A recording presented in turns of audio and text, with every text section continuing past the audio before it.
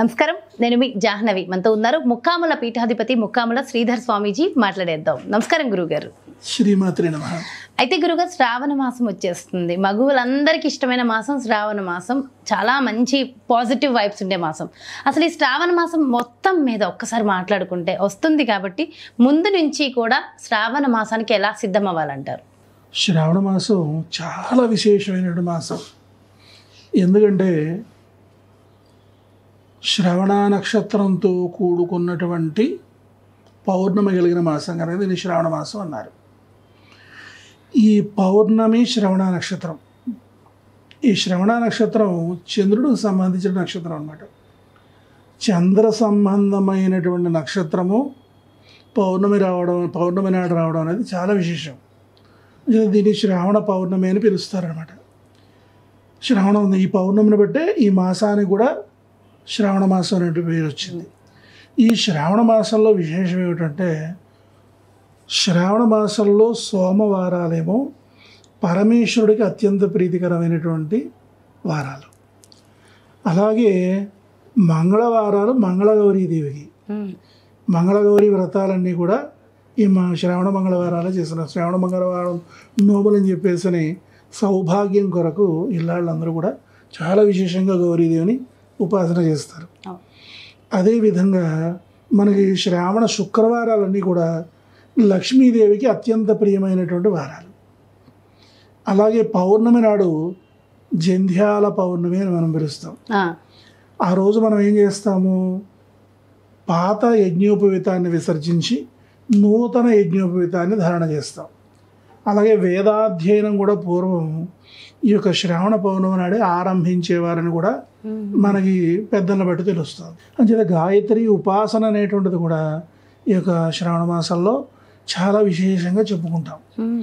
ఇక అదేవిధంగా కృష్ణ భగవానుడు అవతరించినటువంటి మాసంగా కూడా మనం చాలా విశేషంగా శ్రీకృష్ణాష్టమి జరుపుకుంటూ ఉంటాం. అందులో ఇంకోటి ఏమిటి, చాతుర్మాస్యంలో పూర్ణమాసం అంటే ఏమిటి, శ్రావణ మాసమే తొలి పూర్ణమాసం. అంచేత కృష్ణుడు అవతరించడం ఈ మాసం కృష్ణప్రియంగా కూడా చాలా విశేషంగా చేస్తాం. అలాగే మనకి దక్షిణ భారతదేశంలో ప్రధానంగా మనం ఏం చేస్తాం, లక్ష్మీ గౌరులకు విశేషంగా ఈ యొక్క ఆరాధన చేస్తే, ఉత్తర భారతదేశంలో ఏం చేస్తారంటే పరమేశ్వరుడికి చాలా విశేషంగా చేస్తారు. అలాగే ఇంకొక విశేషం ఏమిటంటే, నదులన్నీ కూడా ఉప్పొంగిపోయేది ఎప్పుడంటే శ్రావణ మాసంలోనే. వర్ష ఋతువు విస్తారంగా వర్షాలు పడడమే కాకుండా నదులన్నీ కూడా మరి ఉప్పొంగిపోయి నిండు కుండలలాగా ప్రవహించేటువంటి మాసం ఏది అంటే ఈ యొక్క శ్రావణ మాసం. అందుచేత ప్రత్యేకంగా అన్ని పండుగలే ప్రతిరోజు పండుగగా చెప్పుకోవచ్చు మనం. అందుచేత ఈ మాసంలో మనం శివోపాసన చేసిన, కృష్ణోపాసన చేసిన, లేకపోతే గౌరీ ఉపాసన చేసిన, లక్ష్మీ ఉపాసన చేసిన, గాయత్రి ఉపాసన చేసిన అఖండ ఫలితాన్ని మనం సిద్ధింపజేసుకోవచ్చు. అందుచేత ఈ శ్రావణ మాసాన్ని ఒక రోజు కాదు కదా, ఒక్క సెకండ్ కూడా మనం వృధా చేసుకోకూడదు. అందుచేత ఈ మాసానికి మనం ఏం చేస్తామంటే, ప్రతి మాసము కూడా చాలా విశేషమైంది. అయినా శ్రావణ మాసానికి ఇన్ని ప్రత్యేకతలు ఉంటాయి. అంచేత ఈ శ్రావణ మాసంలో మనం ఏం చేయాలంటే, మాసానికి తగినటువంటి రీతిలో ప్రధానంగా దీపారాధన, శుద్ధమైనటువంటి ఆవనయ్య తీసుకుని బమిడి పత్తి వత్తి అంటే గురువుగారు, ఇక్కడ చాలా మందిని ఒత్తుల గురించి చాలామంది మాట్లాడుతున్నారు. ఈ ఒత్తు ఆ ఒత్తు అన్ని ఒత్తుల కంటే శ్రేష్టమైనది బమిడి పత్తి వత్తి దొరుకుతుంది. బమిడి పత్తి వత్తి అని అడగాలి. బమిడి పత్తి వత్తి, బమిడి పత్తి అని చెప్పేసి ప్రతి ఇళ్లలోనూ పూర్వం ఈ పత్తి చెట్టు ఉండేది. ఈ పత్తి చెట్టు ఎట్లా ఉంటుందంటే, గోంగూర మొక్క ఎట్లా పుల్ల గోంగూర ఏ విధంగా అయితే ఉంటుందో మొక్క ఆ విధంగా ఈ చెట్టు ఉంటుంది. కాడంతా ఎర్రగా ఉంటుంది, ఆకు గోంగూర ఆకులా ఉంటుంది. ఆ పత్తి కాయ కూడా ఎర్రగా ఉంటుంది. దానిలో ఉండే పత్తి ఎలా ఉంటుందంటే స్వచ్ఛమైనటువంటి తెలుపు, అందులో ఉండే గింజ ఆకుపచ్చగా ఉంటుంది. దాన్ని బమిడి పత్తి అని పిలుస్తారన్నమాట. ఆ బమిడి పత్తి వత్తి మనం తీసుకుని శుద్ధమైన ఆవనీతో మనం దీపారాధన అది చేస్తే పూజా స్టోర్స్ లలో దొరికేస్తుంది ఈజీ. ఏం చెప్పాలమ్మా, మన ఇంట్లోనే దొరుకుతుంది. మన ఇంట్లో ఎవరిని నమ్మాల్సిన అవసరం లేదు తల్లి.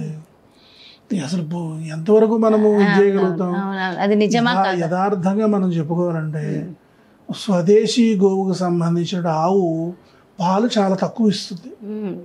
ఆ పాలల్లో ఫ్యాట్ చాలా తక్కువ ఉంటుంది. దాన్ని కాచి 1 లీటర్ పాలు కాస్తే ఇంత ఒక గిద్దెడు ఆవు నెయ్యి వస్తుంది.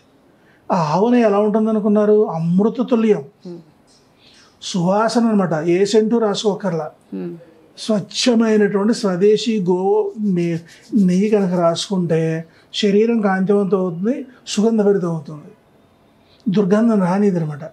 అట్లాంటి శుద్ధమైన ఆవునేతిలో ఈ బమిడి పత్తి వత్తి వేసి మనం దీపారాధన చేసుకోవాలి. దానికోసం మనం ప్రయత్నం చేయాలి. అలాగే ఈ శ్రావణ మాసంలో ప్రత్యేకంగా కమల విత్తనాలు, తామర గింజలు దొరుకుతున్నాయి ఇప్పుడు చక్కగా, అంత అందుబాటులో చక్కగా అందుబాటులో. ఆ తామర గింజలతో తర్వాత తేనె ఆవు నెయ్యితో హోమం, దాన్ని కూడా మనం సిద్ధం చేసుకోవాలి. అలాగే తామర పుష్పాలు దొరికాయి అనుకోండి, తామర పుష్పాలకి కలువ పుష్పాలకి చాలామంది కన్ఫ్యూజ్ అవుతున్నారు. కలువ పువ్వులు ఎర్రగా ఉంటాయి. కలువ పువ్వు చంద్రకాంతితో వికసిస్తుంది. తెల్ల కలువ, ఎర్ర కలువ, నల్ల కలువ, 3 రకాల కలువలు మనం చూస్తాం. అయితే ఇందులో నల్ల కలువ శని దోషాన్ని పోగొడుతుంది. ఎర్ర కలువ వచ్చేసి రకరకాలైనటువంటి దారిద్ర్య దోషాలు తొలగిస్తుంది. తెల్ల కలువ వేరు. ఈ ఎర్ర కలువ తెల్ల కలువ ఏం చేస్తుంది? బాలా త్రిపుర సుందరి వారు మాలగా వేసుకుంటుంది. పుల్ల కలహార సంస్థ అని చెప్పేసి చెప్పబడుతుంది అనమాట. అందుచేత కలువ పువ్వు వేరు. రాత్రి చంద్రకిరణంతో వికసించేది కలువ, సూర్యకిరణంతో వికసించేది తామర. ఈ తామర పుష్పాల్లో 2 రంగులు ఉంటాయి, తెల్లది, గులాబీ రంగు. గులాబీ రంగు కమలంలో లక్ష్మీదేవి కూర్చుని ఉంటుంది. గులాబీ రంగు కమలాలు ధరించి ఉంటుంది. ఈ గులాబీ రంగు కమలాలతో లక్ష్మీ పూజ చేయాలి, లక్ష్మీ హోమం చేయాలి. ఈ తెల్ల తామర పూలు ఉంటాయి చూసారా, సరస్వతి హోమం చేయాలి, సరస్వతి పూజ చేసుకోవాలన్నమాట. అందుచేత లక్ష్మీ పూజకి ఈ యొక్క గులాబీ రంగు కమలాలతో మనం విశేషంగా ఆరాధన చేస్తే మంచి ఫలితం ఉంటుంది. అవి మనం సిద్ధం చేసుకోవడానికి మనం ప్రయత్నం చేస్తాం. అలాగే వరలక్ష్మీ వ్రతం చాలా విశేషంగా చేస్తాం. వరలక్ష్మీ వ్రతం ఎట్టి పరిస్థితులను కూడా మానకుండా చూసుకోవాలి. పౌర్ణమి ముందు వచ్చేటువంటి శుక్రవారం నాడు మనం ఈ యొక్క వరలక్ష్మీ వ్రతం చేసుకుంటాం అన్నమాట. అలాగే భార్యాభర్తలు అన్యోన్యతగా ఉండడం కోసం, అలాగే సౌభాగ్యం అనేది దీర్ఘకాలం నిలిచి ఉండడం కోసం, భర్త ఆరోగ్యం కోసం ప్రధానంగా మంగళగౌరి వ్రతాలు చేస్తారు. అది మంగళవారం నాడు చాలా విశేషంగా చేసుకుంటాం. అలాగే కృష్ణప్రియమైనటువంటి అటుకులు, అలాగే పంచకజ్జాయం అంటారు, స్వామికి ఇష్టమైంది అనమాట. పంచకజ్జాయం అని చెప్పేసి ఉంటుంది, అది తయారు చేసుకోవడం, ఇవన్నీ దానికి కావాల్సిన సంభారాలు సిద్ధం చేసుకోవాలి. సో ఇవన్నీ కూడా సిద్ధం చేసుకోవాలి. వీటన్నిటికన్నా ముందు ఇంకొక సందేహం ఏంటంటే గురుగారు, అందరికి ఆడవాళ్ళందరికీ ఉన్నది ఇంటిని శుభ్రం చేసుకోవాలి, చాలా ముఖ్యం కదా. శ్రావణ మాసం వచ్చేస్తుంది, శ్రావణ మాసం ఇక 4 నెలలు పండగ వాతావరణమే. లక్ష్మీదేవికి ప్రధానమైనటువంటి విషయం అంటే శుచి శుభ్రత. అవును, మరి ఏ రోజు శుభ్రం చేసుకోవడం మంచిది? శుభ్రత లేని ప్రదేశంలో ఆ తల్లి ఉండదు. పలుషమైన మాటలు మాట్లాడే వారింట్లో, అలాగే సూర్యోదయ సూర్యాస్తమయ సమయాల్లో నిద్రించే వాళ్ళ ఇంట్లో, అలాగే ఇల్లాలు కన్నీళ్లు కార్చేటువంటి ఇంట్లో, శుక్రవారం పూట డబ్బుని బయటకి ఇచ్చే వాళ్ళ ఇంట్లో, తర్వాత అలాగే దుర్భాషలు ఆడేటువంటి వాళ్ళ ఇంట్లో, ధనాన్ని దుర్వ్యసనాలకి దుర్వినియోగం చేసేవారి ఇంట్లో లక్ష్మీదేవి ఉండదు. ఇప్పుడు అమ్మవార్లలో ఏ అమ్మవారి కోపం ఎక్కువ అంటే లక్ష్మీదేవికి కోపం ఎక్కువ అని చెబుతాను. ఎందుకంటే రజోగుణ ప్రధావిడ. అందుచేత ఆవిడ ఎంత శుచి శుభ్రత అంతా ఉండాలి. ఏ రోజు చేసుకోవడం మంచిది అంటారు? శుక్రవారం మనకి లక్ష్మీ పూజ చేస్తాము. శుచి శుభ్రత అనేది మొత్తం అంతా కూడా మనం అమావాస్య నాడు ముగించేసుకోవాలి. అమావాస్య లోపే ఇవన్నీ అయిపోవాలి. శ్రావణ మాసం ఆరంభం అవుతోంది అంటేనే గడపలకు చక్కగా పసుపు రాసి, కుంకుమ బొట్లు పెట్టి, రంగవల్లులు తీర్చిదిద్ది, మామిడి తోరణాలు కట్టి, గుమ్మానికి అటు ఇటు చక్కగా దీపాలు వెలిగించి శ్రావణ మాసానికి మనం స్వాగతం పలికేయాలి. పలికేయాలి ముందే. ఆ, ఆదివారం అమావాస్య ఉంది కాబట్టి దానికి ముందే, అంటే శనివారమే మనం శుభ్రం చేసేసుకుంటే ఇంకా మంచిది, చాలా మంచిది. అంచేత శుచి శుభ్రత చాలా ప్రధానం. ఎక్కడక్కడ బూజు అనేది లేకుండా చూసుకోవాలి. ఇంకా శుచి శుభ్రత ఇంకా రెండో విషయం లేదమ్మా. శుచి శుభ్రత ఉన్న చోట లక్ష్మి ఉంటుంది. అంతే. అలాగే తులసి వనం ఉండాలి, తర్వాత శాలిగ్రామం ఉండాలి. ఇలా కొన్ని మంగళకరమైన ద్రవ్యాలు ఉన్న చోట లక్ష్మీదేవి స్థిర నివాసాన్ని ఏర్పరచుకుంటుంది అని చెప్పి మనకు పురాణాల బట్టి తెలుస్తుంది.